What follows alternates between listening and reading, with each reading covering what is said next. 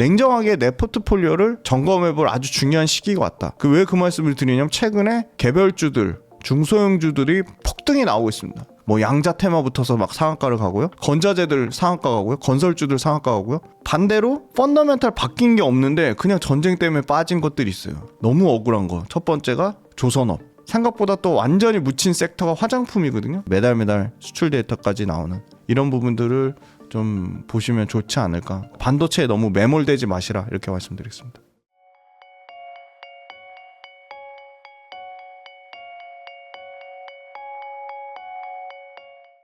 안녕하세요. 김지훈의 훈훈한 주식 유튜브 채널을 운영하고 있는 전업투자자 김지훈입니다. 그리고 저는 빌리언스 캠퍼스라는 구독 모델을 운영을 하고 있고요. 4월 25일 토요일날 오프라인으로 강연회 하니까 많은 신청 부탁드리고, 부익남은 제가 거의 3년 만에 그때 대표님하고 한번 인터뷰하고 3년 만에 뵀는데 너무 반갑고, 그래도 또 다행히 장이 뭐 그렇게 크게 빠지진 않고 있습니다. 장이 뭐 잘 6천선에서 잘 버티는 것 같아서 오늘 여러 가지 좋은 투자 인사이트 또 고민이 많으실 것 같아요. 그래서 약간 다르게 뷰가 생각이 드실 수도 있는데 뭐 냉정하게 한번 또 이런 관점도 있다라고 생각을 해주셨으면 좋겠고, 저는 일단 큰 틀에서 보면 돈의 흐름이 이미 부동산에서 주식으로 머니무브가 시작됐는데 다시 리턴되기 쉽지 않을 것 같습니다. 그래서 당분간이 아니라 지금의 정권이 유지되는 한 정부의 어떤 정책적인 지원, 온 우주가 지금 우리나라 증시를 도와주는 것 같습니다. 어떻게 보면 삼성전자, 하이닉스 역사상 최대의 기회를 맞고 있고요. 결론적으로는 사실 또 막 최근에 전쟁 관련된 이슈 나오니까 막 온통 또 뭐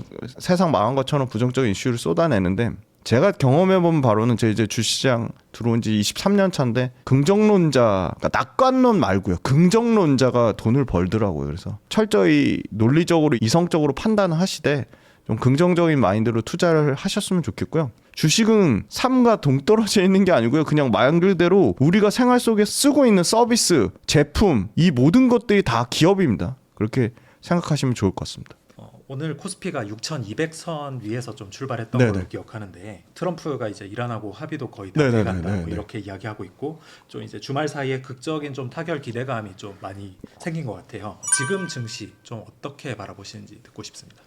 변동성이 급격하게 완화된 국면인 것 같고, 외국인이 40조 넘게, 45조죠? 45조 넘게 팔다가 파는 매도세가 좀 줄긴 줄었고, 다행히 삼성전자, 하이닉스가 아직까지는 실적이 꺾일 우려는 없고, 소위 말하는 증권사들의 평균값, 컨센서스보다 훨씬 초과하는 실적을 냈고, 증권사들의 평균 컨센서스는 40조였는데 57조 2천억이 나왔단 말이죠. 하이닉스도 실적 추정치가 계속 올라갑니다. 얼마 안 남았어요. 이제 6일 뒤에 하이닉스 4월 23일 실적 나옵니다. 그러면 또 한번 반도체가 경기가 좋구나. 근데 반도체를 긍정적으로 얘기하는 거는 계속 가격이 올라가니까 앞으로도 가격이 계속 올라갈 것처럼 반도체에 대해서 얘기를 하는데, 그건 아니란 말이죠. 반도체는 가격도 올라가야 되지만 물량도 늘어나야 돼요. 매출이라는 건요, 가격 곱하기 수량입니다. 수량. P 곱하기 Q가 매출이에요. P가 올라가면 물량이 줄지만 않아도 매출은 늘어나죠. 근데 이 가격이 얼마나 늘어날 거냐, 그거에 대해서 냉정히 생각해 볼 시점이고, 전쟁 끝난 것처럼 보이지만 끝나지는 않았습니다. 그래서 변동성은 앞으로도 무궁무진하게 또 나올 수 있어요. 근데 중요한 건 변동성이 줄어들었다는 국면에서 실적이 꺾이지 않았다는 거고요. 다행히도 코스피가 이제 5천선을 기준으로 하면 PER이 8배 미만이라고 합니다. PER 8배 미만. 그러니까 PER 기준으로 7.8배 정도 된대요. 그러니까 엄청 싼 거니까 시가총액을 당기순이익으로 나누면 PER입니다. 그러니까 무슨 말이냐? 그 회사가 벌어들이는 순이익으로 PER 7배라는 얘기는 7분의 1 하면 그 회사의 시총을 다 사고도 남는다는 거예요. 7년이면 내가 그 회사가 벌어들이는 이익으로 그 회사 시총을 다 사는 거니까 엄청 싼 거죠. 왜냐? 미국도 삼성전자, 하이닉스한테 반도체를 공급받잖아요, 지금. 빅테크라고 하는 데들이. 근데 S&P나 나스닥의 평균 PER이 다시 지금 미국 지수도 7,000선을 돌파하면서 PER이 다시 올라왔어요. 주가가 올라오면 PER 올라옵니다, 당연히. 그래서 22배 수준인데 22배 반도 안 되는 수준이니까 이제 밸류에이션이 너무 싸다는 거고요. 그다음에 두 번째는 주변 환경이 너무 중요한데, 예탁금이 120조대죠. 그러니까 주식을 사려고 대기하고 있는 실탄. 야, 나 언제는 주식 살 거야. 제가 최근에 들은 얘기는 진짜 재미난 거는, 감나무를 짓는 어르신들이 감나무 그 키워서 뭐하노, 삼성전자 주식 사야지, 그렇게 하신대요. 생업을 지금 버리려고 하고 계세요. 그래서 좀 조심할 때는 있는데, 그렇다고 개인 투자자가 산다고 무조건 주가가 떨어지는 건 아닙니다. 그래서 긴장은 늦추지 말자. 근데 너무 부정적인 시각은 보지 말자. 그리고 중요한 거 시장에 흐르는 돈의 흐름 제일 처음에 말씀드렸던 부동산에서 주식으로 넘어가는 머니 무브가 아직 진행 중이다라는 겁니다. 그리고 어제 그 또 중요한 기사가 났죠. 퇴직연금 IRP 계좌가 나쁘게 얘기하면 이제 눈먼 돈이라고 하죠. 묶인 돈, 원금형 자산에 묶인 돈이 어마어마합니다. 자, 퇴직연금 계좌, 연금저축 계좌, ISA, 개인종합자산관리 계좌에 합산 720조. 자, 이거 고객 예탁금 뺀 거예요. 증권회사에 들어있는 예탁금 빼고. 자, 720조 중에 원금형 말고 주식형 ETF 자금이 30%가 넘습니다. 그나마 늘어났어요.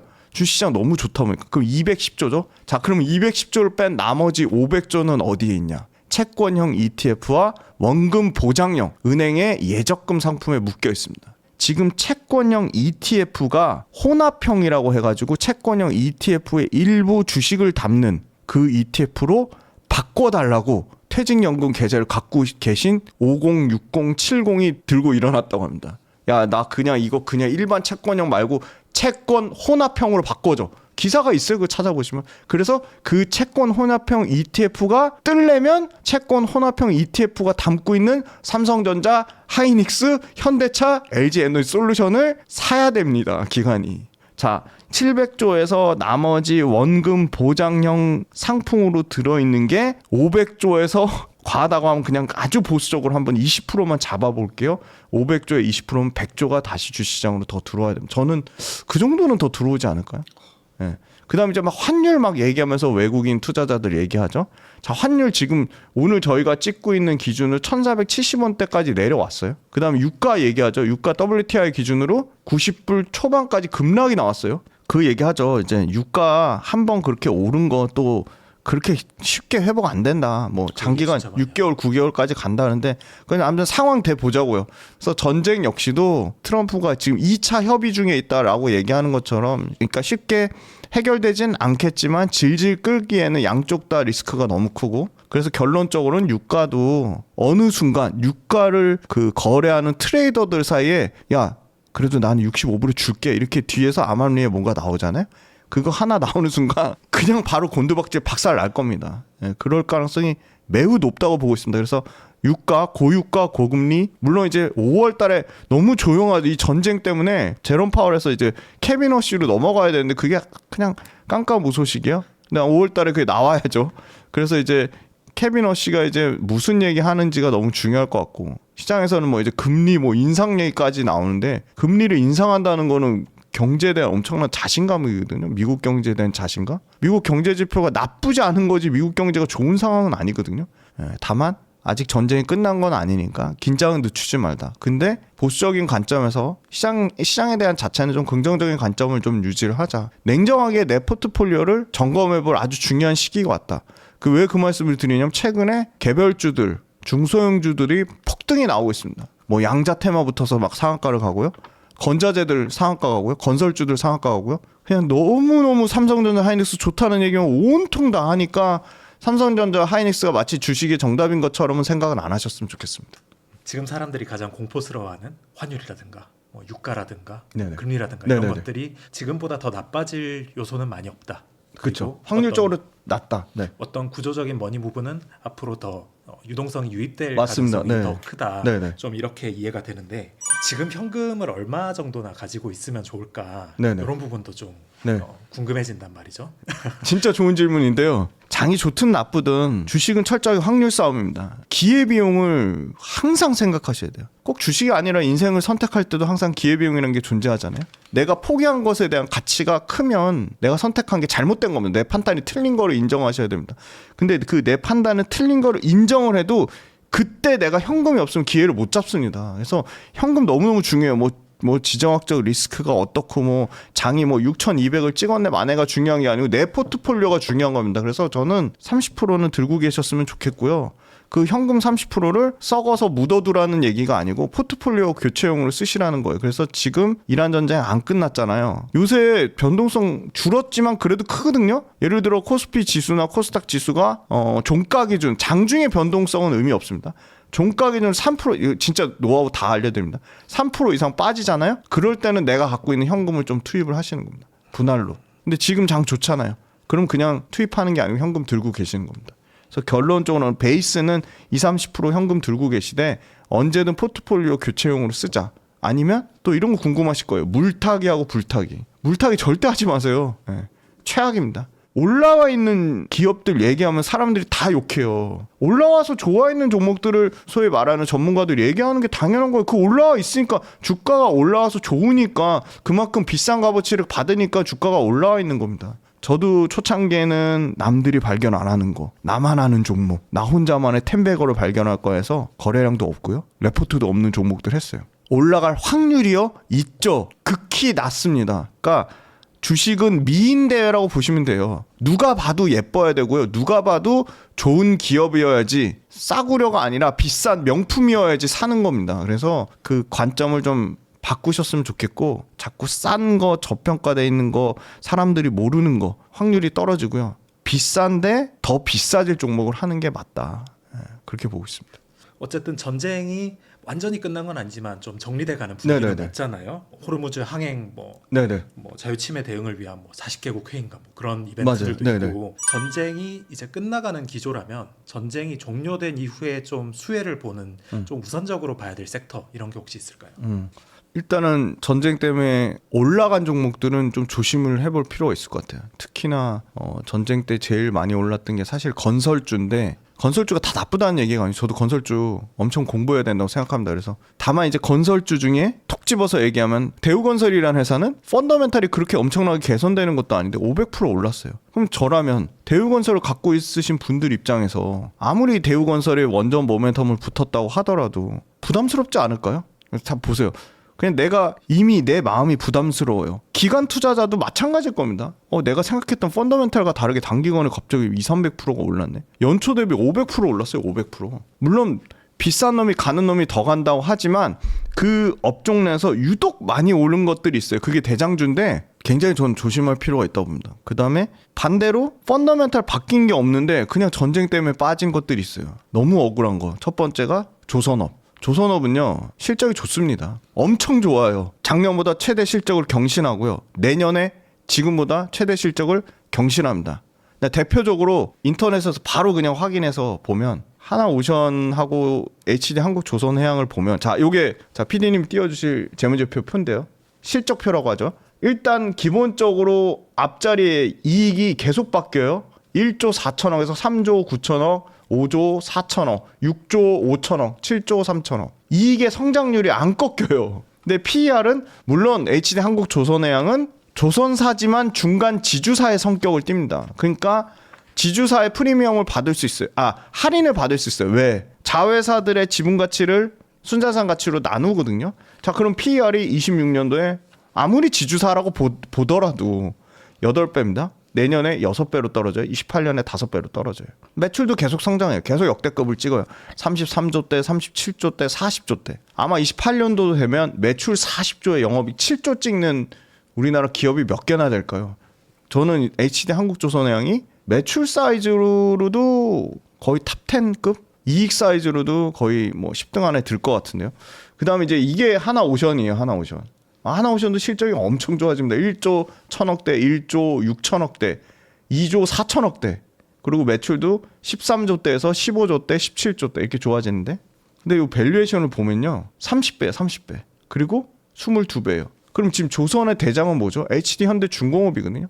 주가의 대장을 찾지 마시고요. 업황 내에서 실제 가장 많이 배를 건조하고 가장 기술력이 높고 가장 인력이 많고 가장 시장 점유율이 높은 게 HD 현대중공업이요.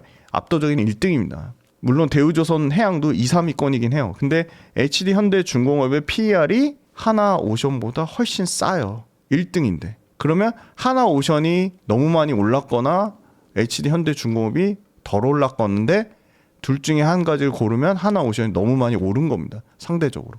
그래서 하나오션이 29배, 그리고 내년에 22배고요. HD 현대중공업이 한 23배 정도 돼요. 그리고 HD 현대중공업도 실적이 드라마틱하게 계속 개선돼서 내년에 20배 정도 미만까지 떨어져요. 18배, 19배 왔다 갔다 해요. 그러니까 조선은 밸류에이션이 싼데 증권 때문에 두들겨 맞은 거죠. 좀 봐야 되지 않을까? 사람들이 아직 관심이 별로 없어요. 근데 다행인 건 최근에 조선주들이 조금 회복되는 모습을 보이고 있어요. 지금의 수주가 더 많이 나온 건 그냥 일반 컨테이너선이랑 화학 운반선. 야, 컨테이너선하고 화학 운반선은 중국이 싹쓸이 하잖아. 그 중국이 컨테이너선하고 석유화학 운반선 이런 걸 너무 잘해서 중국이 가져가는 건 아니고요. 그냥 우리나라가 전략적으로 그냥 그게 마진이 저가 마진에서 포기하고 그냥 친환경 운반선으로 간 겁니다. 근데 지금 그 중국한테 배를 안 주려고 이제 선사들, 해운사들이 전략적으로 야, 중국 주지 말고 일본 조선사나 한국 조선사에 주자. 중국하고 아주 막역한 대만의 해운사가 중국 조선사 줄래다가 잠깐만 하고 스탑시키고 한국 조선사랑 일본 조선사에 6조짜리 지금 발주를 주려고 해요. 양민이란 조선사인데요. 아니 제일 중국이랑 막역한데도 이러는데 유럽 선사나 해운사가 굳이 리스크를 떠안고 중국 조선사에 발주를 준다? 그럴 확률이 좀 낮아 보여요. 그리고 실질적으로 지금 1월 달부터 3월 달까지 연초에 터지는 누적 수주를 보면 친환경선보다 컨테이너 운반선에서 소리 소문 없이 HD 현대중공업이 가져가는 경우, 하나오션이 가져가는 경우, 삼성중공업이 가져가는 경우가 솔솔찮게 계속 터져요. 친환경 운반선 말고 일반 배들. 근데 본격적으로 미국의 LNG 시장이 그렇잖아도 트럼프가 LNG 해가지고 아시아에 팔아넘기려고 하고 유럽에 팔아넘기려고 하고 중동에 팔아넘기려고 하잖아요. 근데 마침 또 카타르의 라스라판이 박살이 나는 바람에 LNG가 중단이 됐어요. 배들 입장에서는 카타르에서 공급받는 거, 카타르에서 아시아에 들어오는 거보다 미국에서 아시아로 들어오는 게 40에서 50%가 거리가 멀어지고 가격도 비싸져요. 선주들은 주머니 사정이 나빠질 수가 없는 거죠. 거리가 멀어지니까 해운사들의 실적이 좋아지니까 조선사들한테 발주를 늦출 이유가 없는 거예요. 그리고 배들이 노후화됐어요. 15년, 20년 배들이 수두룩해요. 한창 배를 교체했을 때가 2000년 초반인데 지금 26년이잖아요. 20년 됐어요. 너네 이제 항로 이렇게 바꾸고 뭐 엔진 조금 교체하고 이런 걸로 안 돼. 너네 이제 환경 관련돼서 탄소세를 내. 그 탄소세가요. 어마어마한 금액으로 이제 올라가고 있습니다. 지금은 뭐 무시하지만 27년도의 기준으로 보면 그냥 배 한 척 바꾸는 게 더 쌀 정도로 270억부터 스타트 끊어서 뭐 몇천억 단위로 탄소세를 내야 되는 거예요. 규모에 따라서. 그러면 LNG 운반선 하나가 지금 3,500억, 600억 하거든요. 진짜 지금 배값을 잘 받고 있죠. 또 뭐 신조선가 떨어지네 마네 뭐 얘기하는데 신조선가 떨어지겠냐. 지금 180 중후반에서 진짜 견조하게 유지하고 최근에 2주 만에 중고선가 이렇게 턴어라운드 됐대요. 배값을 잘 받고 있어요. 그러니까 LNG 운반선 거리가 멀어지고 미국발 LNG 프로젝트 최종 투자 결정 FID라고 하는데 그게 쏟아져 나오고 있어요. 그럼 미국에서 결국은 LNG 유럽이나 아시아에 팔려면 LNG 운반선 빨리 발주내야 돼요. 올해 예상되는 게 85척에서 100척이래요. 그럼 그중에 75%를 우리나라가 가져간다고 하면 앞으로 LNG 터지는 것만 최소 65척에서 한 70척 정도 되겠죠.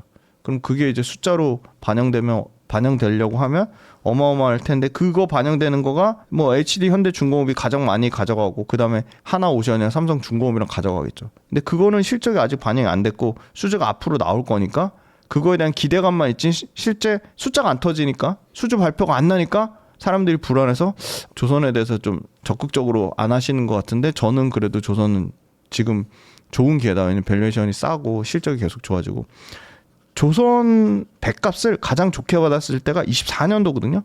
근데 24년도에 높은 성과를 유지한 배를 24년도에 실적에 반영하진 않아요. 3년의 시간텀이 있습니다. 가장 좋은 배들 성과를 반영한 24년도 배가요.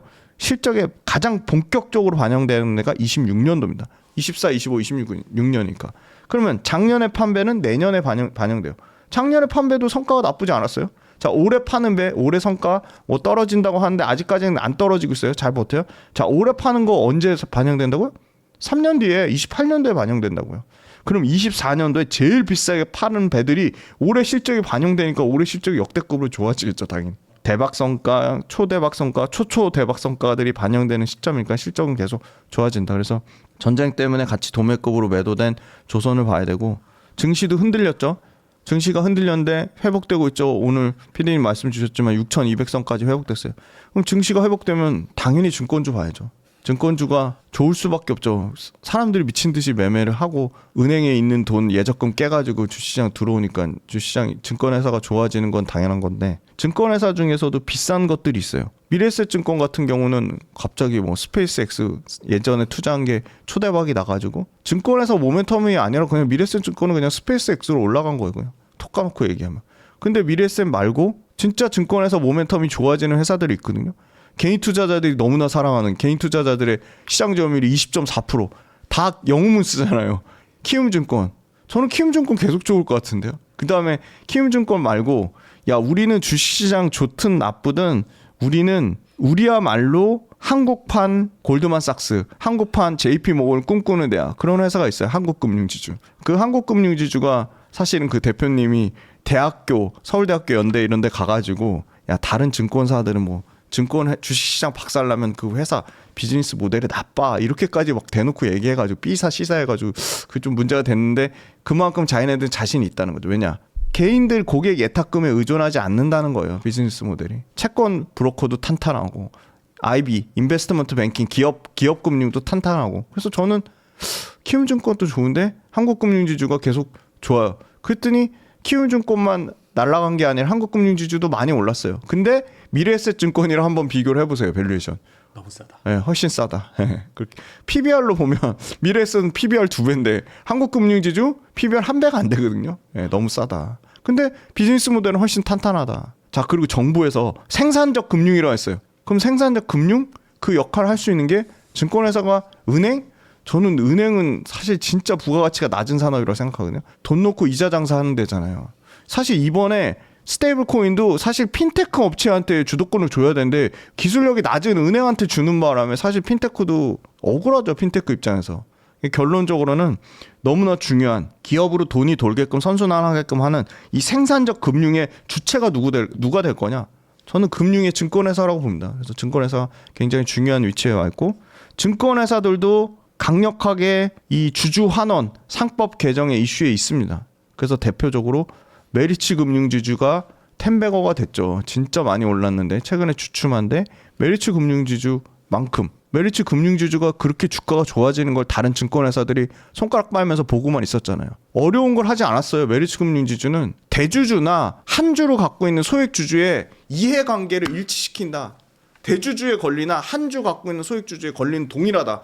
그 쉬운 거를 이제야 대놓고 메리츠 금융지주가 우리 대주주랑 소액주주랑 권리를 완전히 일치시킬 거 해서 폭등한 거예요. 실제 그런 작업들이 막 나왔고 구체적인 액션 플랜이 실행됐고 자 그럼 이제 메리츠 금융지주가 그렇게 잘 되는 거 맞으면 우리 JP모건 한국의 JP모건이야 우리 한국의 골드만삭스야 그렇게 말만 할 게 아니라 한국 금융지주도 다양한 주주 환원 해야죠. 키움증권 개인 투자자들의 희망인데 당연히 주주 환원 해야죠. 당연히 배당금도 늘리고 자사주 소각하고 해야죠.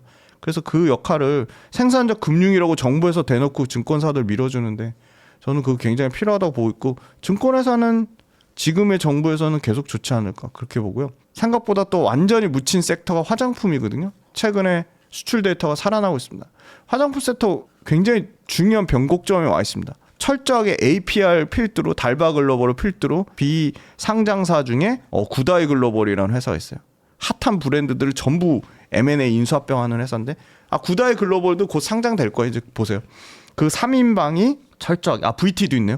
그런 회사들이 온라인에서 성공 방정식을 완전히 쌓아서 그걸 그대로 이제 오프라인으로 가져오려고 합니다. 이미 온라인 시장에서 소비자들의 마음을 완전 사로잡았기 때문에 오프라인에서 크게 실패할 확률이 낮다고 봐요. 비용, 마케팅 측면, 그 다음에 뭐 여러 가지 들어가는 그 고정비 성격을 많이 비용을 줄인 거죠. 한번 성공 방정식을 맛봤기 때문에. 예전에는 미국의 울타뷰티 우리나라가 뭐 들어가기가 쉽지 않았다면 뭐 크로거, 타겟 이런 미국의 대형 유통 뭐 세퍼라도 있죠. 이런 데 들어가기 쉽지 않았다면 이제는 가만히 있어도 알아서 우리도 잘 모르는 뭐 아누아, 조선미녀, 뭐 라운드랩 이런 데를 먼저 울타뷰티가 세포라가 컨택해서 일본의 뭐죠? 돈키호테 이런 데가 컨택을 해서 화장품 회사들 보고 야 연간 뭐 몇십만 개, 몇백만 개 그냥 계약을 하자라고 먼저 제안을 올 정도로 화장품이 온라인에서 오프라인으로 넘어가는 아주 중요한 변곡점에 와 있다. 근데 경쟁이 너무 치열하잖아. 뭐 우리나라 브랜드만 있는 거 아니냐. 근데 그러기에는 수출 데이터가 증명을 하고 있고요. 우리나라 브랜드가 오히려 기존에는 색조만 엄청 강했다면 지금 이제 기초나 러쉬 같은 일반 그 뭐 목욕용품 뭐 그 바디케어 그런 쪽까지 국내 브랜드들이 확장되고 있습니다. 그래서 화장품주도 실적에 대한 어떻게 보면 앞으로의 가시성이 잘 보이고 있고 온라인에서 오프라인으로 굉장히 중요한 전환점을 맞이하고 있고 화장품주가 좋은 게요. 항상 가서 매장에 보세요. 가서 보세요. 근데 지금 일본의 뭐 드럭스토어나 일본의 올리브영 같은데 가장 좋은 눈높이 있는 가장 좋은 매대 한국 화장품들이 싹쓸이하고 있고요. 미국 역시 울타뷰티라고 하는 미국의 초대형 전문 유통 매장에 조선미녀, 아누아, APR, 메디큐브가 꽉 잡고 있습니다. 그리고 그 수출 데이터를 매달 확인할 수 있죠. 내가 직접 올리브영 가서 확인할 수도 있잖아요. 잘 팔리는지 안 팔리는지. 그래서 화장품주는 굉장히 좋은 투자 아이디어다. 매달 수출 데이터까지 나오는 이런 부분들을 좀 보시면 좋지 않을까. 반도체에 너무 매몰되지 마시라 이렇게 말씀드리겠습니다. 삼성전자가 뭐 오늘도 조금 조정을 받고 있지만 네. 실적은 역대급인데 주가는 거기에 비해서는 조금 못 미치는 것 같거든요. 네. 좀 지금 삼성전자 어떻게 봐야 되나요? 주가랑 실적이 똑같이 움직이지 않습니다. 한산 주가라는 건 선반영이 되거든요. 빠르면 3개월 선반영일 수도 있고 길면 1년 선반영이 될 수도 있거든요. 뭐 과거에 2년치, 3년치를 땡겨오는 업종도 있었죠. 결정적인 변수는 메모리의 가격이고 메모리 가격이 계속 올라가니까 삼성전자가 됐든 하이닉스가 됐든 선반영된 측면이 좀 있었던 것 같습니다. 그리고 외국인이 계속 팔았죠. 수급의 주체는 개인과 ETF 매매였는데 그러기에는 외국인이 너무너무 많이 팔았거든요. 하루에 평균 하루에 1조씩 넘게 팔았던 것 같아요. 외국인이 파는 물량을 이제 개인이 다 받아서 계속 올렸는데 그러면 또 냉정하게 지금 시점에서 외국인이 계속 팔았으니까 외국인은 앞으로도 또 계속 팔까? 그건 모르죠. 근데 팔 확률 반 이제는 어느 정도 포트폴리오가 외국인도 정리됐다고 보고 다시 살 확률도 있다고 봅니다. 실적과 주가는 시차가 존재하는 건 분명하고 그러면 이제 앞으로의 방향성을 보고 주가가 움직일 텐데 앞으로의 방향성은 실적이 나쁘지 않죠. 근데 저는 계속 좀 조심해야 될 부분은 물량이 늘어나서가 아니라 가격이 올라가는 거를 언제까지 계속 주시장이 용인해 줄 거냐라는 건데요. 삼성전자 하이닉스 거의 수치가 비슷한데 너무 기가 막히게 1분기 올해 1Q 1분기에 한 90% 정도가 올라간대요. 가격이 최대 많이 보는 데는 100% 보는 데도 있는 것 같고 2분기에 그게 얼마까지 떨어지냐면요. 가격 상승률 60%까지 떨어질 것으로 예상이 됩니다. 상승률입니다. 가격의 상승률 상승이 아니고요. 상승률이 60%까지 떨어질 것으로 예상이 되고요. 3분기로 넘어가면 거기서 딱 정확히 반 30% 정도 4분기로 넘어가면 10%대인데 10%가 아니라 역성장을 보는 데가 드디어 생겼습니다. 결론적으로는 상승률이 계속 줄어든다. 그러면 가격 상승률이 계속 줄어들면 주가는 그거를 반영하지 않을까. 디램과 낸드 모두 90% 100% 상승하다가 상승을 10%밖에 못한대요. 상승률이 줄어드니까 상승률에 따라 실제 실적 시차가 존재하겠죠. 상승률이니까. 실제 실적이 깨지는 순간은 더 뒤로 늦춰질 거예요. 그러니까 뭐 예를 들어 이런 거죠. 26년도 말부터 가격이 깨지면 실제 실적이 꺾이는 거는 28년도에 꺾일 겁니다. 그 디램과 낸드 가격이 사실은 유지가 되려면 수요가 뒷받침돼 줘야 되는데 서버 쪽 수요만 좋고 휴대폰도 안 좋아요. PC도 안 좋아요. 저만 해도 PC도 바꾸고 싶고 휴대폰도 바꾸고 싶은데 반도체 가격이 너무 비싸서 못 바꾸겠어요. 그래서 그냥 지금 5년 썼는데 더 쓰려고 하거든요. 2배 넘게 올랐잖아요. 2배 넘게 올랐거든요. 그런 상황이 상당히 부담이 되는 거죠. 그러니까 실제 반도체를 써야 되는 소비 시장. 근데 반도체 다니는 친구한테 삼성 다니는 친구한테 물어보니까 가격 상승폭은 둔화돼도 상승세는 유지될 것 같다라는 얘기를 해요. 최소한 내년까지는. 왜냐면 얘기하신 대로 AI 서버나 AI 데이터 센터의 비중이 이제 너무 커져서 절반 이상까지 커버 쳐준다는 거죠. PC가 나빠지고 휴대폰이 나빠지고 가전이 나빠져도 AI 데이터 센터가 커져가지고 커버 쳐준다는 거고 중요한 거는 AI 데이터 센터에 들어가는 HBM이 이 공정부하를 많이 잡아먹어가지고 HBM을 많이 생산하면 일반 D램이나 일반 메모리 반도체는 HVM 때문에 적게 생산할 수밖에 없다는 거예요. 근데 심지어 가격도 HVM을 더 비싸게 훨씬 비싸게 받으니까 일반 D램 낸드보다. HVM 때문에 일반 D램에 자연 감산분이 생긴다는 겁니다. 그래서 지금 삼성전자가 P5 평택에 증설하죠. 27년도에 완공돼요. 아직 시차가 존재해요. 27년도에 증설하는 순간 가격이 좀 많이 떨어지지 않을까. 그 다음에 하이닉스가 용인 클러스터 27년에 그것도 완공돼요. 그러면 삼성전자, 하이닉스 모두 증설이 시작되면 공급이 늘어나니까 가격이 좀 꺾이지 않을까. 삼성전자, 하이닉스도 수출주니까 고환율의 수혜를 받았죠. 환율이 뭐 1,500원대를 넘었으니까. 근데 이제 환율이 1,300원대 가기는 쉽지 않아도 1,400원 초반까지 내려오면 환율 효과 누린 부분도 어느 정도는 이게 반영이 되겠죠. 그래서 지금의 핵심은 가격인데 가격의 상승폭이 둔화되는 순간 실적도 꺾이지 않을까. 실적이 꺾이지 않을까 보고 주가가 실적을 못 따라하는 거는 역시나 철저하게 엄청나게 많은 외국인의 매도세 그리고 아까 말씀드렸던 시차가 존재하는 부분. 결론적으로는 삼성전자를 굳이 신규 관점에서 이게 그러니까 보유자분들은 굳이 매도할 이유는 없다고 생각합니다. 그러니까 내가 꼭 꼭지에 못 팔아도 꼭지로 확인하고 꺾였을 때 파셔도 되거든요. 보유자들은 뭐 굳이 지금 뭐 급하게 액션을 취할 상황은 아니지만 못 갖고 있어서 막 뭔가 막 불안하고 내가 삼성전자, 하이닉스 사야 되네 하시는 분들은 그 손익비라고 하거든요. 수익을 낼 확률 대비 손실 낼 확률이 더 높으면 굳이 무리하게 삼성전자, 하이닉스를 사실 필요가 있을까 저는 그 생각이 들고, 다만 이제 삼성전자, 하이닉스가 어떤 이유에 의해서 갑자기 뭐 부정적인 실적의 어닝 미스가 뭐 한두 분기 정도 연속으로 났다, 또는 미국과 이란 전쟁 다음 뭐 북한을 노린다 뭐 이런 얘기도 나오는데, 그런 매크로 이슈 때문에 삼성전자, 하이닉스가 예를 들어 고점에서 한 30% 빠져서 저점 수준이 온다. 30% 얘기하니까 30% 가격 때문에 사야지 이러지 마세요 제발. 예, 그냥 예를 들어 말씀드린 거예요. 좀 꺾였다, 뭐 많이 빠졌다. 그러면 그때는 저는 다시 생각해 볼 것 같은데, 지금의 시점에서 지금의 가격대가 유지된다? 그러면 삼성전자, 하이닉스는 계속 철저하게 좀 보유자의 영역이다 이렇게 말씀드리겠습니다.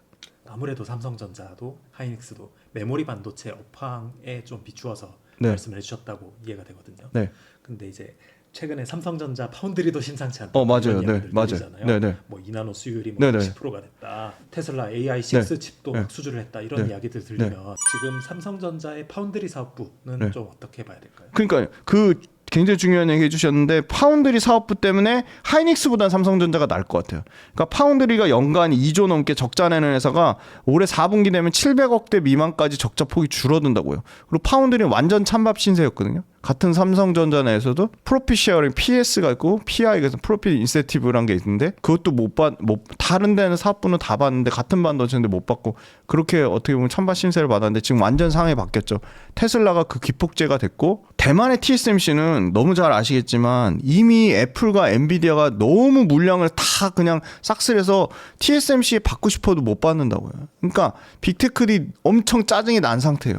그래 이제 TSMC 포기하자. 그래서 AMD가 삼성전자한테 엄청나게 물량을 많이 줬고, 심지어 일론 머스크가 그 삼성전자 이 테일러 팹에 가서 내가 계속 수율 체크해라고 할 정도로 AI 6칩 그걸 받으면서 22조 터졌죠. 그래서 파운드리 수율이 굉장히 좋아지고 있대요. 그래서 올해 연말까지 말씀 주신 대로 60%대까지 나온다고 하면, 물론 뭐 TSMC는 거의 88%, 90% 가까운 수율이 나온다니까 비교 불가하긴 한데, 10% 20%대 수율이 나던 파운드리를요 삼성전자 휴대폰 사업부가 메꾼 겁니다. 근데 그 휴대폰 사업부조차도 엑시노스 그 2600부터는 다시 이제 삼성 파운드리 가는데, 고가 모델은 또 TSMC 거 간다고 얘기가 있고, 그 전까지는 이제 TSMC 삼성 그 휴대폰 그 퀄컴조차도 TSMC에 맡겼는데, 그 구조적인 변화가 생기고 있죠. 그러면 이제 얼마나 많은, 지금 최근에 아마존 앤디 워시인가 그 CEO도 밝혔죠. 우리 이걸로 영업활동 현금으로 인한 프리캐시플로우 걱정하지 마라. 이걸로 우리 돈의 흐름 창출할 거야. 아마존 CEO가 밝혔듯이 이거 지금 AI 데이터 센터 이거 관련돼서 AI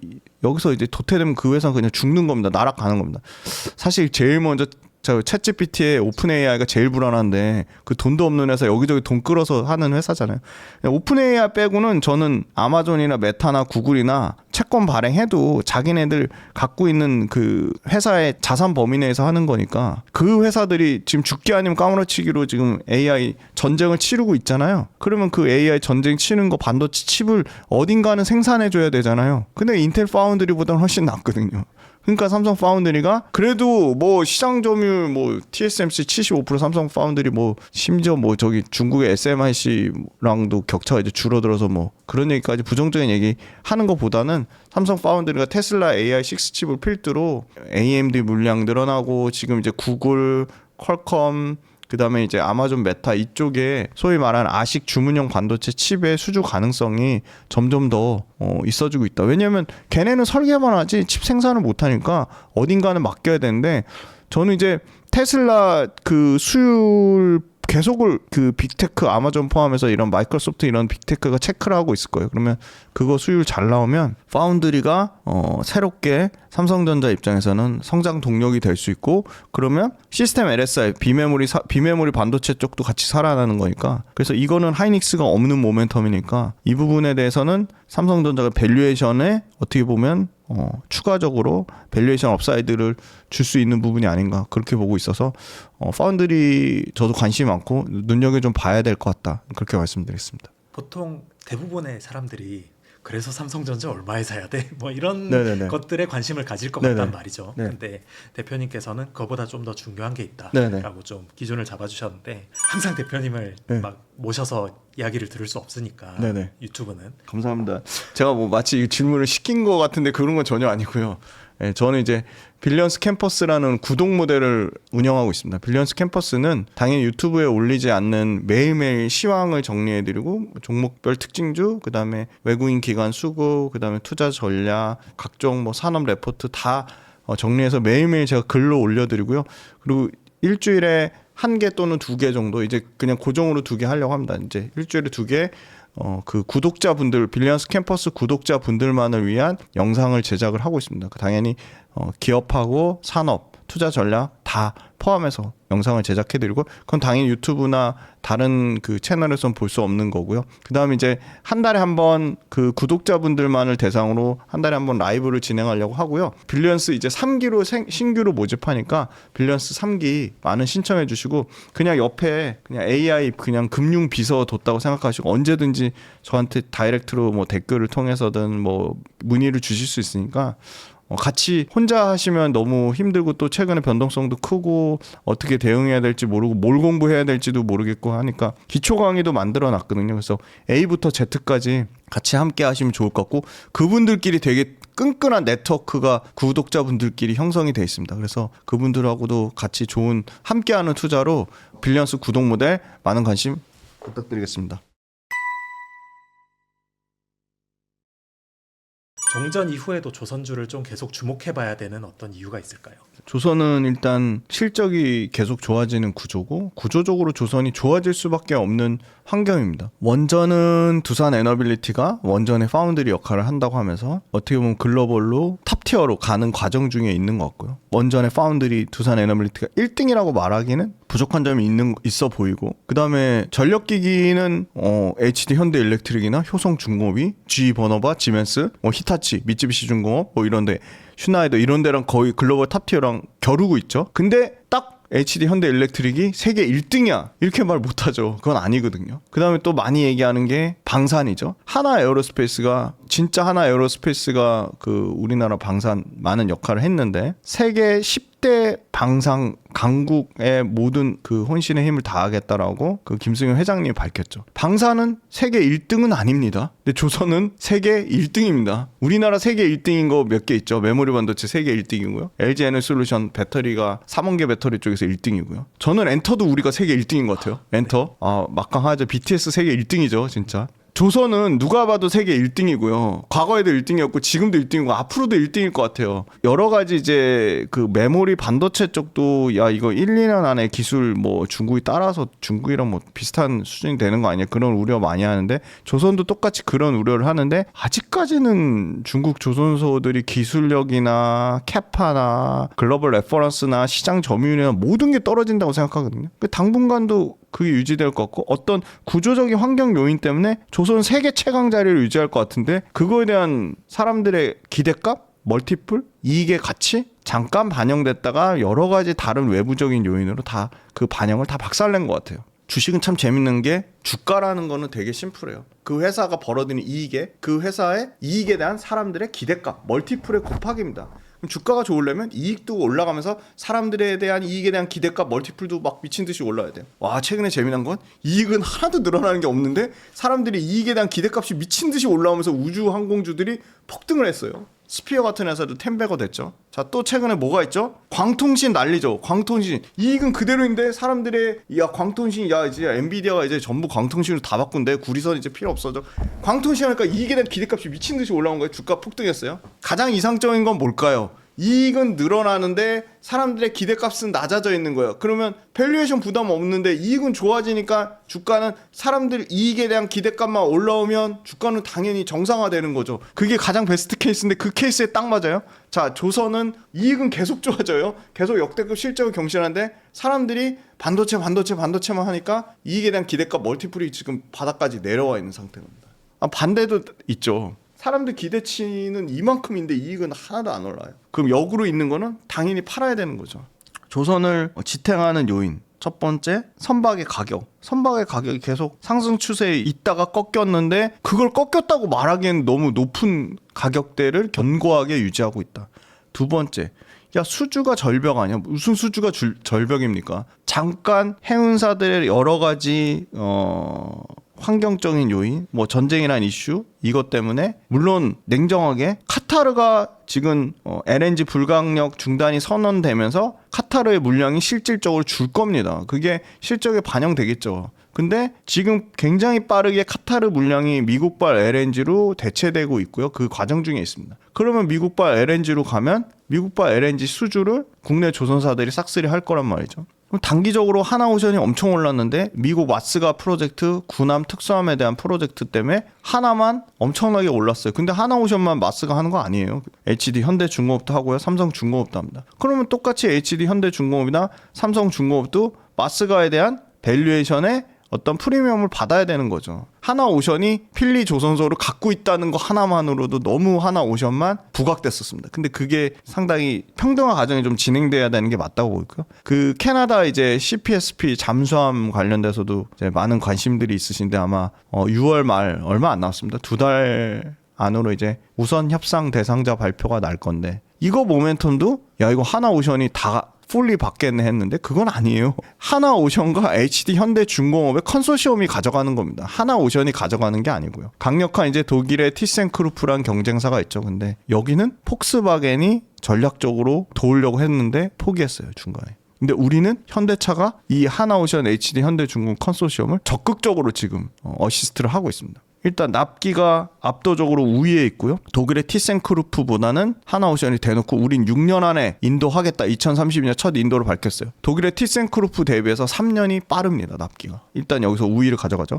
그 다음에 한국 해군의 KSS-3 그 장보고함 그거 관련돼서 현재 운영하면서 실제 검증 플랫폼을 가졌어요. 세 번째, 실체에 있는 배터리 동맹. LG엔솔 캐나다 온타리오 공장이 캐나다에 있는 인력과 캐나다의 현지 그거를 리쇼어링 하고 있죠. 캐나다 이 국방 그 조달 특임 장관도 공식 발언에서 이런 부분들을 다 언급을 했어요. 네 번째, 평가 배점상 유리하다. 평가 배점은 MR 50%, 성능 20%, 경제기여 15%인데 이 MR와 성능에서 티센크루프보다 압도적인 점수를 받고 있습니다.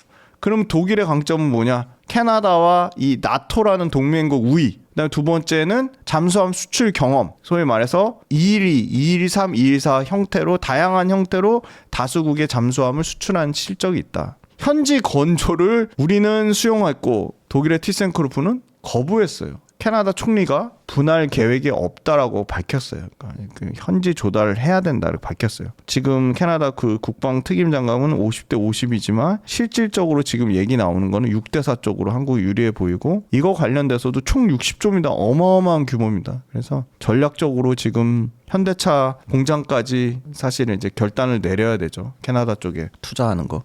그래서 이거 수주 가능성이 대략 이제 60에서 65%까지 올라가면 하나오션이나 HD 현대중공업이나 이쪽 조선주 쪽으로 상당히 온기가 투자 심리를 개선시키는 온기가 좀 올 거라고 보고 있고요. 그 다음에 공급이 부족한 상황입니다. 그러니까 HD 현대중공업, 하나오션, 삼성중공업 모두 지금 28년도 거까지 차 있는 상태니까 그 말은 무슨 말이냐? 배를 더 짓고 싶어도 못 짓으니까 가격이 쉽게 떨어지진 않겠죠. 배도 철저하게 수요와 공급의 논리를 보면. 두 번째는 그럼 중국은 배를 지을 여력이 많아서 중국이 그럼 앞으로 나올 배들을 미친 듯이 수주를 할 거냐? 중국도 27년까지 다 찼어요. 중국도 더 팔고 싶어도 배를 못 만듭니다. 중국도 여유가 없다. 한국이나 중국이나 똑같은 상황이다. 세 번째, LNG가 에너지 안보에 굉장히 중요한 역할을 하면서 전쟁이 끝나도 LNG의 안보는 계속될 겁니다. 그럼 그 많은 비러시아산 LNG 수요를 누가 가져갈 거냐. 지금 척당 2억 5천만 달러로 전년 5년 전 대비해서 50% 올랐어요. 여기서 더 떨어지진 않을 것 같아요. HD 한국조선해양이 수주 목표를 26년도에 268억 달러를 발표하면서 보수적으로는 잡았지만 왜냐 작년 대비해서 18% 정도니까 뭐야 18% 뭐야 근데 최대 피크 찍은 거에서 18%라고요. 그러니까 어마어마한 겁니다. 근데 아직 피크 아니래요. 조선사들이 수주 목표 더 계속 앞으로 올릴 거라고 합니다. 왜냐면 미국발 LNG 터진 게 하나도 없으니까. LNG 수요가 터지면 이거 마진도 좋거든요. 왜냐 친환경 고부가 마진이니까. 그래서 아까 말씀드렸죠. 전략적으로 컨테이너 운반선이나 화학 운반선 할 필요성을 못 느껴서 안 하는 거로. 그다음 마스가 관련돼서 미국 그 MRO 해군 유지 보수 시장이 약 20조인데 하나 필리조선소가 50억 달러 투자했죠. 그리고 삼성 HD 하나 모두 사실은 MRO 관련돼서 설계 관련돼서 NGLS라고 하는데 찾아보세요. 공부 차원으로 NGLS 개념 설계는 다 동시에 참여했습니다. 하나 오션만 이걸 다 가져가는 게 아니고요. 그 측면 있고. 선박을 강하게 환경 규제를 합니다. 자, IMO 탄소 규제가요. 이제 27년도부터 5,000톤급 이상부터 톤당 100에서 380달러입니다. 그럼 이거 금액으로 치면 거의 270억, 최소 단위가 270억이요. 많게는 1,500억까지 올라갑니다. 환경세를 내야 되는 게. 그럼 이제 해운사들이 선박을 결국은 IMO 때문에 강제 교체하면 설령이 20년 이상 되는 거는 교체를 해야 되는 거고요. 친환경 선박 비중 노후선은 전체 배들의 40%인데 친환경 선박 배들은 최근에 교체된 것까지 조금 합치면 7, 8%래요. 그럼 40% 노후화된 거 중에 7, 8%면 나머지 32% 바꿔야 되지 않을까요? 친환경 선은? 전쟁과 무관하게 말 그대로 법으로 강제되는 수요입니다. 마스가 때문에 조선사들한테 밸류에이션에 황선에 하나오션처럼 HD 현대중공업, HD 한국조선해양도 황선에 프리미엄 줘야죠. 여러 가지 조선도 지금 사실은 환경적인 요인이나 내부적인 요인이나 근데 조선에 대해서 부정적으로 얘기하는 건 이런 겁니다. 그 소위 말하는 원자재 가격이 올라서 후판 가격이 올라가지고 마진이 꺾이는 거 아니냐. 근데 마진 꺾였다고 얘기하기에는 지금 비싼 배들 파는 게 그게 더 크고요. 두 번째는 원가 압박에 대한 부분이 실질적으로 전체 그 차지하는 비중이 대략 20에서 25%입니다. 그러니까 그 정도는 배 가격 올리는 거랑 여러 가지 구조적인 요인으로 충분히 상쇄할 수 있는 부분이다. 그렇게 보고요. 저는 그거보다 더 심각한 거는 사실 지금 정부에서 나서고 있는 걸로 알고 있는데요. 숙련공인들이 선박에 들어가는 숙련공의 일부를 반도체 쪽에서 돈을 더 많이 주겠다고 해서 스카우트 해간다고 합니다. 그래서 이 부분은 이제 결국은 인력 싸움인데 인력이 만약에 딸릴 경우 상당히 이 부분 부담이 될 수 있거든요. 그래서 사실 잘하는 게 HD 현대중공업이 HD 현대그룹이 그걸 요새 아주 전략적으로 계속 이 아시아 쪽에 베트남, 필리핀, 인도네시아, 말레이시아 이쪽에 도크를 확대하고 있어요. 전체의 30% 가까이 이 동남아시아 쪽 인력을 활용해서 그쪽에서 배를 지으려고 하고 있어요. 그래서 아주 기술력 있는 친환경 운반선의 최대 LNG, LPG선은 국내에서 집중적으로 하고 나머지 배들은 그쪽 인력을 활용해서 지금 하려고 하고 있고 최근에 HJ중공업 옛날 구한진중공업이 전략적으로 자기네들 부산에 있는 그 도크가 꽉 차서 배는 더 만들어서 팔고 싶은데 못 파니까 HD 현대중공업의 군산조선소를 샀어요. 그게 딱 전략적으로 딱 맞았어요. 그래서 HD 현대중공업은 그 군산조선소 판 돈으로 어디에 투자하냐? 아시아에 투자를 합니다. 베트남이나 필리핀이나 이런 데 투자해서 그쪽에 건조 물량을 키우려고 하고 있어. 그러면 마진이 좋아지죠. 왜? 인력이 3분의 1 정도 싸대요. 인건비가. 엄청나게 싸니까 아까 말한 후판 가격 올라가는 거 그거 커버치고도 남는 거죠. 인건비가 올라가니까. 그래서 조선업은 딱히 뭔가 악재를 계속 찾아보려고 하면 아까 말씀드렸던 후판 가격, 원재료 가격 일부 상승하는 거 여부, LNG 프로젝트 지연되는 거 이거 큰 리스크죠. 그래서 이미 1년 이상 지연됐거든요. 그래서 올해 안으로는 미국도 LNG 갖고 쇼부를 쳐야 되기 때문에 자 리오그란데, 커먼헬스, 그다음에 델핀, 그다음에 포르트 아르투어 이런 데가 지금 최종 투자 결정이 났습니다. 그래서 최종 투자 결정 났기 때문에 이제 배 발주를 줘야 돼요. 그래서 이런 부분들도 사실 불확실성이 해소되는 국면이고 중국의 저가 공세 얘기는 1년 전이나 2년 전이나 계속 나왔던 얘기고요. 트럼프 관세 불확실성도 이제 해소 국면에 있고 조선은 지금 외국인 기관이 야금야금 조금 사고 있어요. 추세가 좀 방향성이 좀 바뀌고 있다. 그렇게 말씀드리겠습니다. 근데 이제 주가를 결정하는 거는 이제 네. 이익과 그걸 바라보는 멀티플이라고 네네 맞습니다. 이야기해 주셨는데 네. 호재들은 되게 많잖아요. 네네. 이 호재들이 주가에는 좀 얼마만큼 좀 반영이 돼 있다고 보시는지. 멀티플도 상대적인 부분도 있거든요. 그러니까 요새는 삼성전자 하이닉스가 좋다 보니까 야 삼성전자 하이닉스만큼 뭐 조선이 실적이 나오는 건 아니잖아. 삼성전자 하이닉스만큼 조선이 매력적인 산업은 아니잖아. 근데 그거는 관점의 차이지 않을까요? 언제든 외국인은 기관은 조선이 세계 1등 산업이라는 걸 너무나 잘 알고 있습니다. 외국의 선주 배를 발주주는 유럽 선주사, 아시아 선주사들이 증명을 하고 있잖아요. 그래서 저는 결국은 수급은 돌고 돌 건데 개인 투자자들은 삼성전자 하이닉스에 미쳐 있지만 외국인 기관 투자자들도 삼성전자 하이닉스에 미쳐 있을까? 외국인 기관 투자자들은 삼성전자 하이닉스를 굉장히 싸게 샀을 텐데 그럼 그걸 팔고 어딘가 갈아타야 되는데 우리나라가 제일 잘하는 거로 갈아타겠죠. 그러면 저는 조선이 충분히 가능성이 있다고 보고 있고 멀티플이란 거는 사람들의 어떤 기대값인데 조선을 좋게 얘기하는 분들도 못 봤고 사실은 그리고 조선에 관심 있는 분들도 못 봤고 사람들 기대치가 거의 제일 바닥 수준에 가깝지 않을까요? 기대치가 올라올 때가 됐다. 저는 그렇게 말씀드리겠습니다. 조선에 투자를 할 때 어떤 리스크 요소가 있거나 아니면 비중을 조금 조절해야 되는 신호가 있다면 좀 어떤 게 있을까요? 일단은 비중 조절은 주가가 많이 오르면 비중 조절해야겠죠. 주가가 많이 오르면 비중 조절해야겠고 실적이 꺾이면 비중 조절하는 게 맞는 것 같고 시장에서 우려하는 수주 절벽이 생기거나 아니면 중국이 계속 생각보다 LNG선을 우리나라 뭐 대등한 수준으로 가져간다고 하거나 그런 리스크가 많이 부각이 되고 실제 중국이 숫자로 우려할 요인까지 커지거나 그런 부분들일 것 같고 리스크 같은 경우는 일단 첫 번째는 그 신조 성과가 뭔가 의미 있는 수치만큼 빠지는 거죠. 뭐 두 자릿수 이상 하락한다거나 뭐 급락이 나온다거나 그런 부분이 있을 거고 아까 말씀드린 후판가나 이런 원재료 가격을 감내하는 수준을 넘어서 뭐 원재료 가격이 뭐 예를 들어 상승 뭐 폭등이 나온다거나 그런 부분도 부담이 될 거고 환율이 지금 유리한 상황인데 뭐 환율 부분 사실 그거보다 가장 큰 거는 저는 결국 수주의 연속성, 수주의 사이즈, 수주의 경쟁 요인 이런 것들이 크게 부각되는 순간이 좀 리스크 요인이라고 보고 있고요. 그다음에 계속 경기와 관련된 부분이 조선 시클리컬 산업이라고 하니까 해운사들의 주머니 사정, 해운사들이 돈이 급격하게 악화되면 조선사들한테 배를 발주를 안 줘야 되는데 지금은 그런 상황은 아니고 그리고 조선사들의 아까 말씀드린 심각한 숙련공에 대한 인력난 이런 게 더 많이 부각이 되면 쉽지 않아 보인다. 근데 그걸 굉장히 전략적으로 아시아 인력을 활용해서 하는 방안을 이미 그 조선사들이 하고 있고 리스크 요인을 잘 커버를 하고 있다. 다만 이제 동시다발적으로 만약에 터진다고 하면 그게 큰 부담이 되겠죠. 그러면 그리고 또 주가가 많이 올라서 밸류에이션이 야 삼성전자 하이닉스는 PER 뭐 6배 7배인데 뭐 IHD 현대중공업 뭐 싸져서 20배면 그 20배 주고 사는 게 맞아? 근데 그거는 말이 안 되는 게 사실은 뭐 우주항공 실적 조선주만큼 난다고 할 수 있나요? 통신장비 조선주만큼 실적 나나요? 그렇게 밸류에이션을 코에 가면 코걸이, 귀에 가면 귀걸이 이렇게 하는 건 좀 아닌 것 같다. 그렇게 보고 조선주는 수주 산업이니까 결국은 해운사들의 아까 말씀드렸던 주머니 사정, 경기의 상황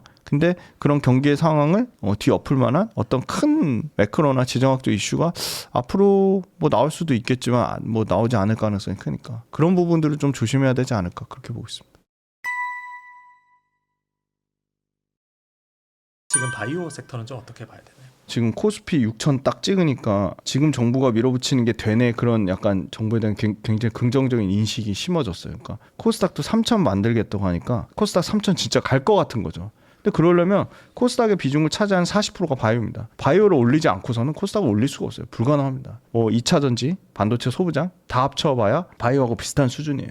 결론적으로는 시가총액 1등부터 10등 사이에 거의 대부분이 바이오, 그 다음에 2차 전지, 로봇 요 정도입니다. 그래서 바이오가 너무너무 중요하고요. 바이오는 사실 숫자가 안 찍히고 약간 기대감으로 가는 측면이 있죠. 그걸 또 이번에 뭐 안타깝게 3,000단 제약이 상당히 투자자들한테 실망을 많이 시켰고 뭐 주가가 코스닥 시총 1등까지 갔던 회사예요. 그렇게 큰 회사인데 뭐 공시라든지 이런 부분이 노이즈가 생기고 그리고 지금 주가가 반토막 났죠. 다른 바이오사들 입장에서는 너무 억울할 것 같아요. 어떻게 보면 도매급으로 그 다른 타 바이오사들이 투자 심리에 악영향과 상당히 부정적인 영향을 미쳤고 바이오 회사들의 글로벌 빅파마하고의 기술 이전은 계속되고 있습니다. 절대 끝나지 않았고요. 앞으로 더 늘어날 것 같아요. 글로벌 빅파마들한테 우리나라 바이오텍 회사들이 검증을 받고 있습니다. 바이오 회사라고 무조건 돈 못 버는 회사들만 있는 거 아닙니다. 바이오는 철저하게 투트랙이요. SK 바이오팜요. 우리나라 기업 중에 최초로 아마 유한양행보다 조금 빠르거나 유한양이랑 비슷하게 1조짜리 블록버스터 탄생할 것 같고요. 유한양행의 비소세포 폐암 치료제 렉나자 이것도 블록버스터 1조 달성할 것 같아요. 너무 많아요. 위식도 역류질환 치료제를 하는 HK 이노인 이런 회사도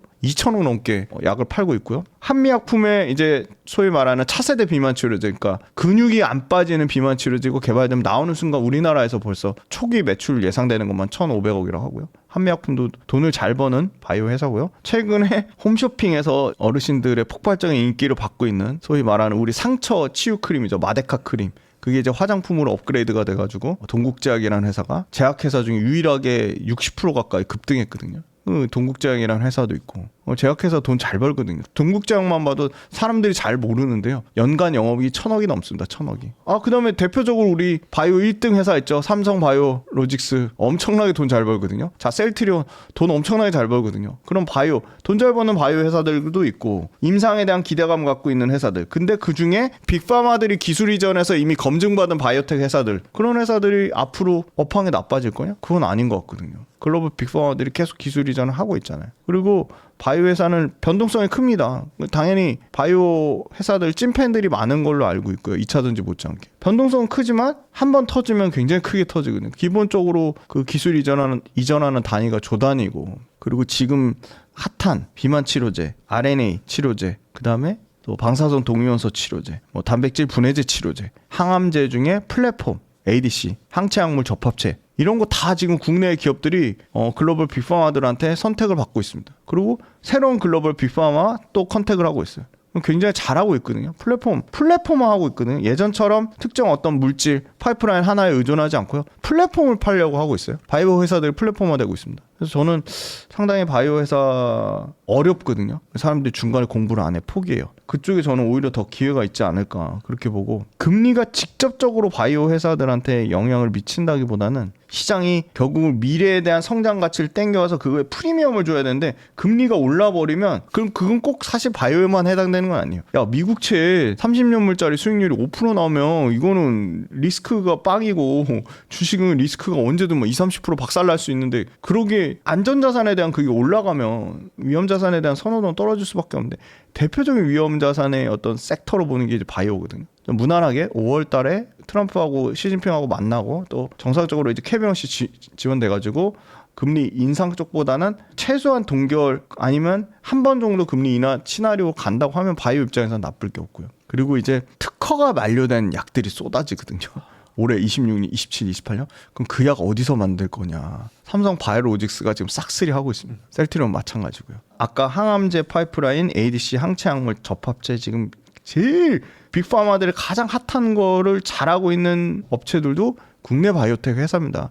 ABL 바이오, 리가켄 바이오, 알테오제 이런 데가 지금 싹쓸이 하고 있거든요. 그래서 저는 구조적으로 바이오가 잘 되고 있고, 바이오는 학회의 모멘텀이 굉장히 중요한데요. 당장 지금 4월, 내일 시작되네요. 4월 18일부터 22일까지 AACR, 미국 암 연구 학회, 이거 3대예요. 사람들은 아스코, 에스모만 생각하는데 아스코, 에스모, AACR 이 3대 학회에 우리 빅바이오텍들이 다 참가를 하죠. 저기 ABL 바이오도 참가하고 리가켄 바이오도 참가하고. 근데 거기서 직접 구두 발표하는 회사가 알지노믹스예요. 그래서 최근에 알테오젠도 부진하고 리가켄 바이오도 부진하고 ABL 바이오도 부진했는데 알지노믹스만 좋았어요. 왜? AACR에 굉장히 중요한 구두 발표를 합니다. 어제 유튜브 올렸으니까 한번 알지노믹스 한번 봐주시고요.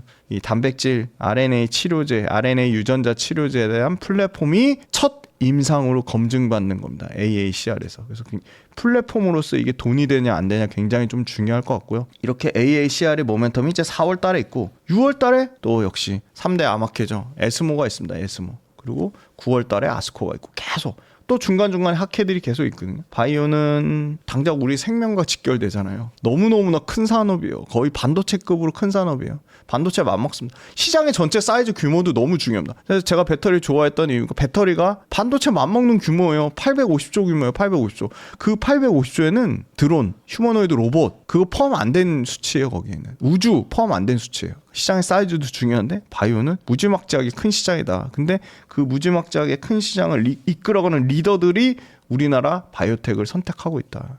앞으로는 물론 또 삼천단 제약 같은 그런 이슈가 또 나올지는 모르겠지만 결국은 단기 이벤트가 아니라 검증된 기술력으로 글로벌 빅파마들의 선택을 받는 즉 이 플랫폼 구조, 수익 구조 이런 게 주가를 결정하는 국면이다. 예전하고는 좀 많이 바뀌었다. 완전히 기대감으로만 올라갔다면 임상될 거야 될 거야. 그런 리스크는 있어요. 굉장히 좀 변동성이 크고 심하다는 리스크는 있는데 결국은 현금 흐름이 창출되고 그다음에 기술 가치를 계속 이전을 하고 플랫폼으로 검증을 받고 그게 정 너무 불안하다 싶으면 따박따박 돈 잘 버는 삼성 바이오로직스, SK 바이오팜 숫자 찍히는 거 확인하면서 유한양에 이런 회사들 한미약품 이런 회사를 투자하는 것도 전 나쁘지 않은 전략이라고 봅니다. 투트랙으로 가져가시는 거죠. 근데 바이오 관련된 거 플랫폼이 된다고 생각하고 바이오텍이 된다고 생각하면 너무너무 좋은 ETF가 많아요. 바이오 액티브 ETF 뭐 코액트에서 삼성 액티브 자산운용에서 만든 것도 있고 완전 선수들 중에 선수인 뭐 타임폴리오의 타임 바이오 액티브 ETF도 있고 최근에 미래에셋에서 기술 이전하는 ETF만 모아가지고 타이거 기술 이전 바이오 ETF도 나왔거든요. 거기에 이제 삼천단 제약 담아가지고 수익률이 나쁘긴 한데 바이오 안 가지고 계신 분들은 지금 ETF 저가에 담을 수 있는 좋은 기회가 아닐까요? 그래서 바이오는 저는 어떻게 보면 코스닥의 주도주로 계속 봐야 된다고 보고 있습니다. 화장품 섹터는 좀 어떤 걸 위주로 봐야 되나요? 화장품주는 일단 제일 중요한 건 매달 수출 데이터로 꼼꼼히 체크를 하시고요. 증권사에서 레포트해서 다 알아서 정리해드립니다. 그게 어려우시면 구독 모델을 봐주시면 됩니다. 예, 그 수출 데이터를 확인하시고 화장품주도 분기별로 실적이 나오니까 실적 체크하시고요. 화장품주는 그것도 있는 것 같아요. 최근에 구글 트렌드 브랜드를 검색해보면요. 트렌드 검색량이 올라가는지 떨어지는지 그것도 확인할 수 있어요. 아, 이거 노하우를 너무 다 알려드린대요. 이거 그 영업 노하우인데. 그래서 아무튼 그런 트렌드 보시면요. 최근에 그 브랜드별로 다 검색하실 수 있어요. 라운드랩이라고 뭐 독도 스킨 토너 초대박이 났죠. 뭐 그렇게 검색을 하시거나 APR의 메디큐브 검색을 하시거나 아니면 뭐 조선미녀, 아누아 브랜드별로 검색하시고 그다음에 제일 좋은 거는 직접 매장 가세요. 저는 올리브영 가서 내가 제일 많이 팔리는 거 계속 물어봅니다. 그럼 굉장히 친절하게 알려주세요. 이런 것도 있어요. 가격 세트 판매 아예 그냥 전략적으로 안 하는 데도 있거든요. 그럴 필요가 없다고 해서 불과 1년 전에 제가 명동에 VT 매장 가니까 VT에서 우리는 가격 할인 절대 안 해요. 가격 할인 할 필요가 없어요. 그렇게 얘기하는 데도 있었거든요. 달바 글로벌도 그냥 기본적으로 미스트 세럼 얼마나 많아요. 그냥 걔네는 그냥 고가 전략 프리미엄 우리 비건 브랜드로 갈게요 해가지고 그냥 20-30% 비싸게 받아요. 근데 재미난 건 그 이제 사회 초년생 되면서 조금 이제 돈 좀 벌고 나한테 약간 작은 사치하려고 하는 게 젠지 세대라고 하더라고요. MZ보다 더 어린 세대, 10대 후반에서 20대 중반 젠지 세대들이요. 우리나라 화장품을 인스타에서 보고 틱톡에서 보고 그러니까 우리나라 젠지 말고요. 글로벌 젠지들이 우리나라 화장품을 미친 듯이 산다고 합니다. 화장품주 투자하시는 분은 인스타나 틱톡이나 유튜브에 어떤 브랜드들이 뜨고 있는지 구글 트렌드 검색 이런 거 보시는 것도 좀 좋지 않을까. 그리고 수출 데이터. 그 정도 확인하시면 좋을 것 같고 주변에 여자친구나 동생이나 누나나 이렇게 물어보세요. 어떤 화장품 많이 쓰고 있는지. 뭐 또 재미난 얘기 해야 될까? 메인으로 쓰는 그 광고 모델 누구 쓰는지도 이거 개꿀팁이거든요. 감성 코퍼레이션의 의류회사가 있습니다. 스노우피크라고 캠핑 용품계 캠핑 점퍼의 명품화를 꿈꾸는 데인데요. 현빈을 쓰다가 최근에 BTS로 바꿨습니다. 네. 각종 화장품 잘 나가는 브랜드. 자, 그러면 APR의 메디큐브 그거 지금 누가 선전하죠? 아마 장원영인가 할걸요? 아이브. 네. 그런 거 한번 보시면 좋을 것 같아요. 킥이 되는 브랜드 뭐 누구 쓰는지 요새 잘 나가는 화장품 브랜드 APR, 달바글로벌, 조선미녀, 뭐 아누아 그죠? 최근에 이제 상장하려고 하는 구다이 글로벌 거 이거 의류에도 적용이 됩니다. 뭔가 피터 린치가 생각나는 그런 접근법. 맞아요. 피터 린치 책 꼭 보세요. PD님 공부 많이 하시는 것 같아요. 피터 린치 책 꼭 보세요, 진짜. 전설로 떠나는 월가의 영웅 그 책 추천드립니다. 네. 어쨌든 지금 코스닥 시장에 대한 기대감이 좀 계속 커지고 있는 것 그쵸. 같아요. 네. 코스닥 시장에서 수익을 보기 원하는 사람들이 있다면 좀 어떤 것들을 관심 가져보면 좋을까? 아까 말씀드렸듯이 삼성전자 하이닉스가 너무도 중요한 이유는 코스피 전체 시장에서 삼성전자 하이닉스가 차지하는 영업이익의 비중이 이익의 비중이 60%대까지 엄청나게 올라왔다는 거고요. 시가총액의 비중으로는 41%까지 올랐습니다. 그러면 결국은 삼성전자 하이닉스가 올라가면 다른 게 떨어져도 코스피 지수가 올라갈 수 있는 거랑 똑같은 위치인데요. 코스닥 역시 바이오가 너무너무 중요합니다. 코스닥에서 40% 가까이 비중을 차지하고요. 물론 이익으로는 코스피의 삼성전자 하이닉스처럼 바이오가 코스닥의 이익의 뭐 60% 이렇게 차지 차지하지는 않습니다. 그런데 시총으로 기준으로 하면 바이오가 너무 중요하니까 바이오를 보셔야 될 것 같고, 두 번째는 코스닥에 굉장히 똘똘한 반도체 소재 부품 장비 회사들이 있습니다. 저는 삼성전자 하이닉스 놓쳤다면 반도체 소부장 회사들 진짜 좋은 회사들 많거든요. 무슨 얘기냐? 삼성전자 하이닉스는 기본값으로 갖고 있어요. 이미 캐시카우예요. 이미 돈을 잘 벌어요. 근데 거기에 TSMC를 고객사로 갖고 있는 회사, 삼성전자 하이닉스에 인텔을 고객사로 갖고 있는 회사, 삼성전자 하이닉스에 엔비디아를 고객사로 갖고 있는 회사, 삼성전자 하이닉스에 구글을 고객사로 갖고 있는 회사. 심지어 독점이래요. 최근에 PSK란 드라이에처 장비 만드는 회사가 엄청나게 주가가 올랐습니다. 근데 예를 들어 한미반도체나 뭐 리노공업이나 ISC 이런 회사들을 비해 전혀 부각이 안 됐어요. 근데 조용히 주가가 올랐어요. 봤더니 메슨 테크놀로지라는 회사, 이미 PSK는 드라이에처 식각장비 1등입니다. 세계 시장 점유율 1등. 마켓시어 한 15에서 18% 차지하니까. 근데 2등 업체가 메슨이라는 회사인데, 메슨이 중하권, 뭐 중국계 자본인 거죠. 중하권 사모펀드가 인수해서 메슨 테크놀로지가 중국계 회사가 됐어요. 미국에서 완전히 메슨 테크놀로지가 시장에서 철저하게 도태되기 시작합니다. 그러면 그 메슨 테크놀로지가 갖고 있던 점유율이 그대로 PSK로 오겠죠. 그 과정이 아직 시작도 안 됐다.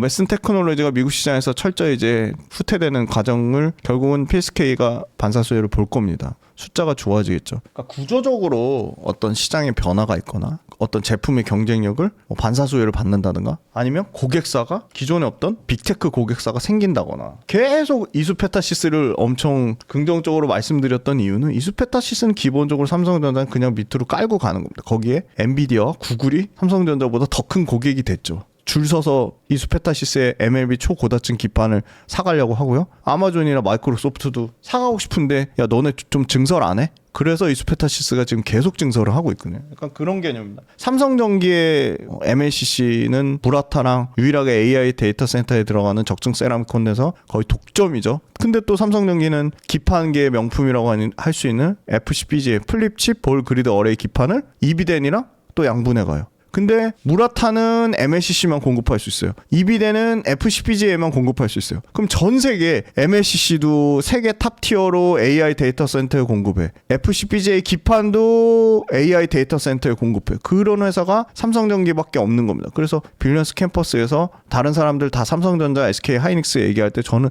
삼성전기 줄기차게 얘기했는데, 너무나 감사하게도 삼성전기가 또 재미난 얘기했는데, 삼성전기를 커버하시는 애널리스트 분들이 10년 만에 삼성전기 이렇게 주가 날아가는 거 정말로 오랜만에 보셨대요. 그 정도로 삼성전기가 삼성전자 하이닉스 못지않게 올해는 거의 삼성전기의 해라고 할 정도로 그렇게 구조적인 변화가 일어나는 회사들 보자. PSK 얘기가 셌습니다. 자, PSK가 지금 경쟁사의 도태로 인해서 성장하는 회사라고 말씀드렸는데요. 이런 스토리 아시면 너무 재밌지 않으세요? 그러니까 중간에 공부하는 과정이요 재밌으시잖아요. 그럼 수익률은 자동으로 따라옵니다. 자, 이 회사 매출이요 4천억대, 5천억대, 7천억대, 8,500억, 한 29년도 정도 되면 매출 1조 찍을 거고요. 영업이익은요 50%씩 늘어나네요. 800억대, 1,200억대, 1,700억대, 2천억대. 시가총액은 여기 부동산 채널이니까 아파트 매매가라고 보시면 됩니다. 시총 2조밖에 안 돼요. 2조 중반이네요. 영업이익이 올해 1,300억 나는데 시장을 독점한대요. 드라이에처 시장. 근데 시장 독점하지도 않는데 그냥 시장만 크다고 뭐 통신 장비 우주 막, 저는 통신 장비 우주 좋아해요. 그러니까 상대적으로 이렇게 말씀드린 거예요. 그런 회사는 돈을 못 버는데, 근데 이런 회사들 PSK가 너무 좀 저평가인 것 같아서요. 자, 볼게요. 스피어 시총이 2조네요. 네. 얘네도 많이 버네요. 200억 버네요. 우리도 올해 실적 엄청 좋아지네요. 200억 버네요. 자, 이런 상대적 비교가 너무너무 중요합니다. 아까 PSK 얼마 번다고요? 200억이 아니라? 자, 추정치 1,300억. 자, 200억 대 1,300억 시총이 똑같아요. 이게 말이 되는 겁니까? 자, 그럼 스피어가 비싼 거예요? PSK가 싼 거예요? 둘 다예요. 스피어 무지막지하게 비싸고 PSK 싼 겁니다. 자, 이렇게 코스닥 쪽의 소부장 쪽도 충분히 볼 필요가 있다. 네, 밤새 얘기해 드릴 수 있는데 그러면 끝이 안 납니다. 반도체 소부장하고 바이오 보셔야 되고, 2차 전지는 회복 국면에 있습니다. 근데 2차 전지는 숫자가 찍히려면 2분기 넘어서 3분기부터 보면 좀 숫자가 찍힐 것 같아요. 대표적으로 LG에너지솔루션, 야 AMPC 빼면 적자 아니냐라고 얘기하시지만 AMPC 빼고도 적자 폭이 570억 정도 축소 축소됐습니다. 그래서 올해 1분기 기점으로 AMPC를 빼도 적자폭이 축소가 BEP 손익분기점을 넘으면 그때부터는 드라마틱하게 실적이 개선될 수 있다고 봅니다. 왜냐하면 LG엔솔 기준으로도 삼성 SDI 기준으로도 이미 야 ESS 돈이 돼? 매출 비중이 얼마 안 되잖아. 저도 그렇게 얘기했었는데 실제 LG엔솔에 차지하는 ESS의 매출 비중이요. 전기차 쪽은 작년에 13조 정도 매출 나는 게 10조대로 줄어들었고요. ESS는 작년에 한 3조 정도 ESS 매출 났는데 올해 10조 돌파가 목표라고 합니다. 적게 보는데도 9조 한 4천억. 그러니까 작년에 3조보다 매출이 3배가 늘어나는 거죠. ESS. 그러면 좋게 보는 데는 10조 4천억 정도 보는 거니까 올해 처음으로 LG엔솔 기준으로 매출에서 전기차를 ESS가 넘는 거예요. 그럼 상황 역전되는 거잖아요. 그러면 LG엔솔 매출의 50%가 ESS다? 그러면 ESS의 회사라고 할 수 있는 거죠. 삼성 SDI 똑같습니다. 그렇게 적용해 보시면 좋을 것 같아서 코스닥에 가려면 바이오, 반도체 소부장, 2차 전지는 무조건 봐야 된다. 그리고 저는 로봇 아직 끝나지 않았다고 봅니다. 로봇은 다음 시간에 말씀드릴게요. 오랜만에 나와서 PD님 처음 뵀는데 너무 공부를 많이 하고 질문을 주셔가지고 시간 가는 줄 모르고 밤새 얘기해야 될 것 같은데 저도 다음 일정이 있어서 오늘은 여기까지 하고 오늘 얘기 못 드린 것 중에 궁금하실 거예요. 로봇도 궁금하실 거고 우주도 궁금하실 거고 그래서 그거는 꼭 정태기 대표님하고 꼭 같이 얘기하는 시간을 한번 가질 테니까 또 부인남 꼭 초대 꼭 해주세요. 네.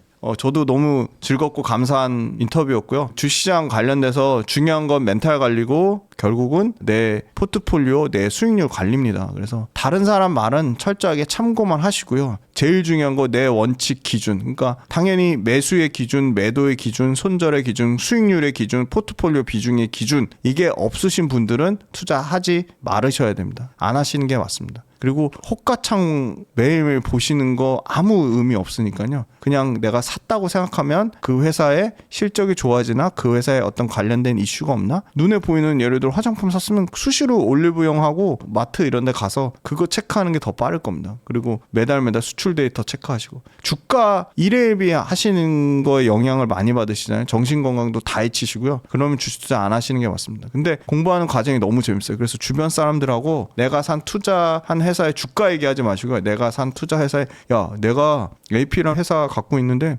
걔네가 갖고 있는 이 AGR 이거 한번 써봐 이거 진짜 무지막지하게 시원하고 너무 좋아 제품이 너무 좋아 아니면 뭐 라운드랩의 이 독독 스킨케어가 좋아 한번 써봐 이렇게 그런 얘기들을 하시면 그 회사가 더 잘 되고 그러면 주시장으로 더 돈이 선순환돼서 아마 구독자분들 다 부자 되실 겁니다.